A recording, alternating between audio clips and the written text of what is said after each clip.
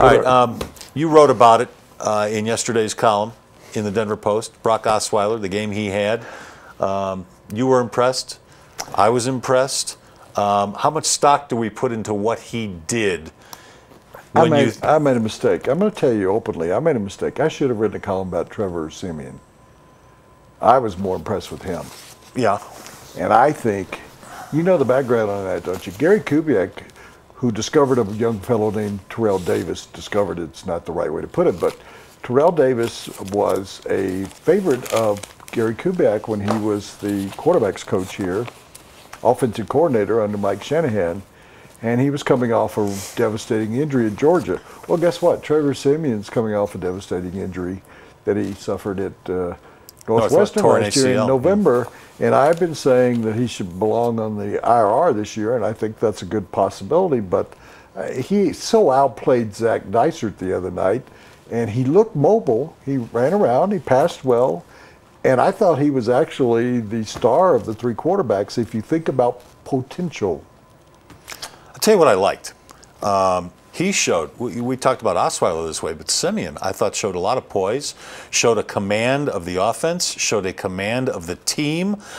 I'm a little surprised he's playing as soon. He tore his ACL in November. It's what, 8 or 9 months later? Yeah, that's amazing to me. And playing in an NFL game as a rookie in Seattle on turf, it's a pretty nice comeback. Yeah, and he could be a good scorer. Look, he went to Northwestern. You know he's a smart kid.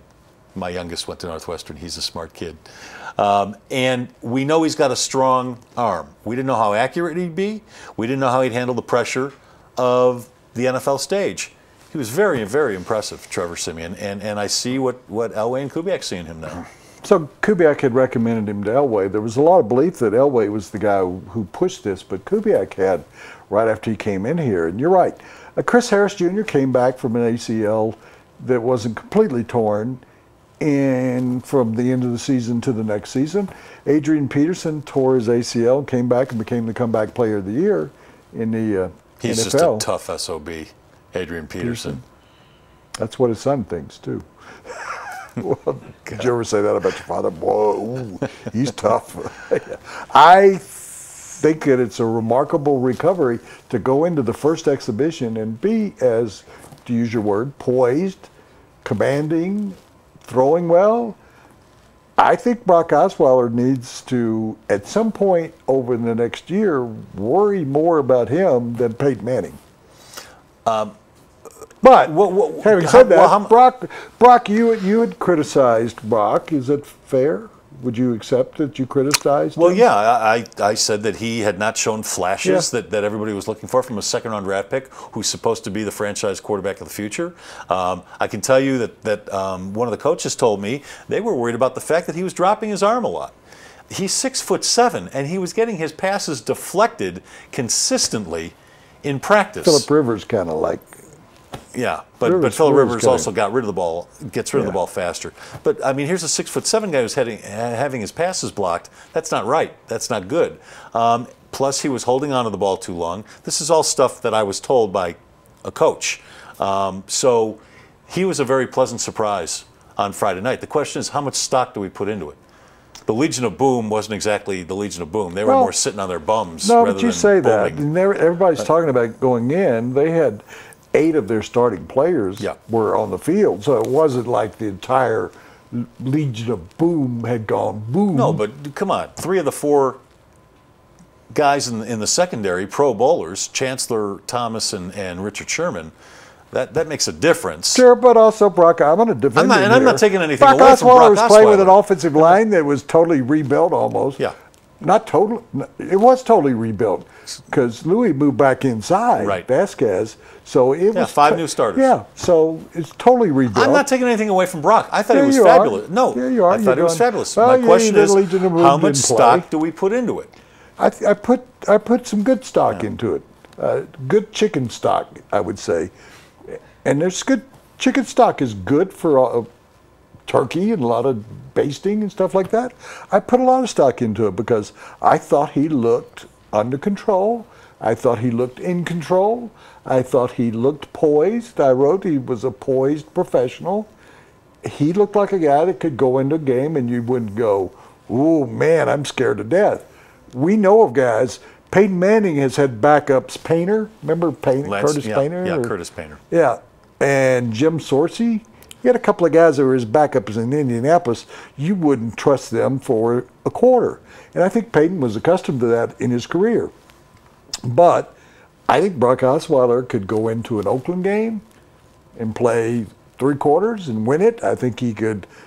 A lot of games that they play this year, you wouldn't be embarrassed by his effort, I think.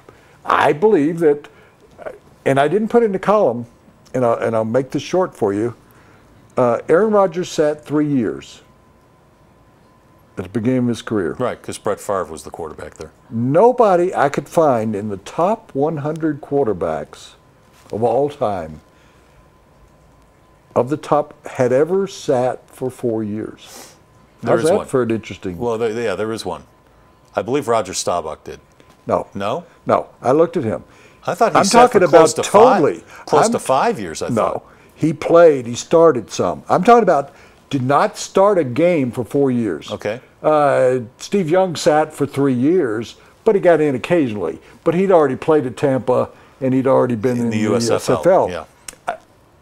Les, I spent a lot of time working on that stat on Friday because I thought, I wonder how many guys have actually sat for 4 years before they ever got it. Went through Johnny Unitas, and I went through guys that Terry Bradshaw was in a quarterback battle. I went through 100 guys, and I looked at every one of their careers, and they all at least. Kenny Stabler was behind LaMonica.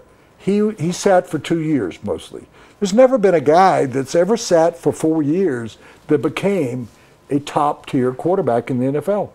Because the other guys who did sit for 4 years were always backups or left the league or never accomplished anything. So that's an interesting way, and I just couldn't work it into the column because I was going a different direction. But I think that it's helped him to actually be there. And Peyton Manning, we kind of kidded about it in your pick 6, but Peyton Manning, according to Brock, helped him a lot during the game. He was in his earphone.